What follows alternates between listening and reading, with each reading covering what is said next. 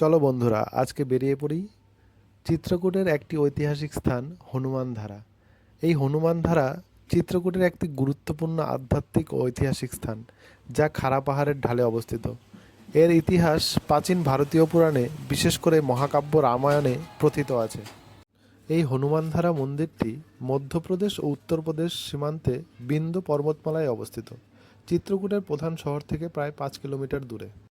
তীর্থযাত্রীরা চাইলে 360টি খাড়া সিঁড়ি বেয়ে এই মন্দিরে পৌঁছাতে পারেন। আধুনিক দর্শনার্থীরা এখন দ্রুত আরোহণের জন্য হনুমানধারা রোপওয়ে ব্যবহার করে উপরে আসে। এই হনুমান মন্দিরের সামান্য উপরে অবস্থিত সীতা রসোই।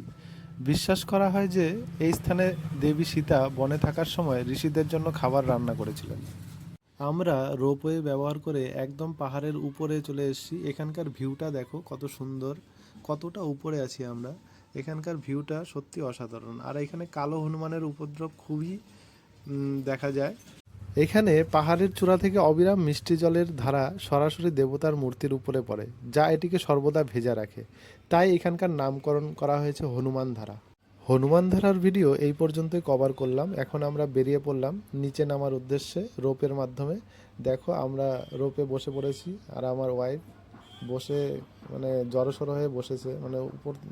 ও এখান থেকে নিচে দেখলে অলরেডি সবারই ভয় লাগে, আমারও ভয় লাগছিল, সবাই ভয় পাচ্ছিল। দেখো সবাই ভয়ে কি অবস্থা, মুখের মুখের এক্সপ্রেশন দেখেই বুঝতে পারছো ওরা কতটা ভয় পেয়ে গেছে।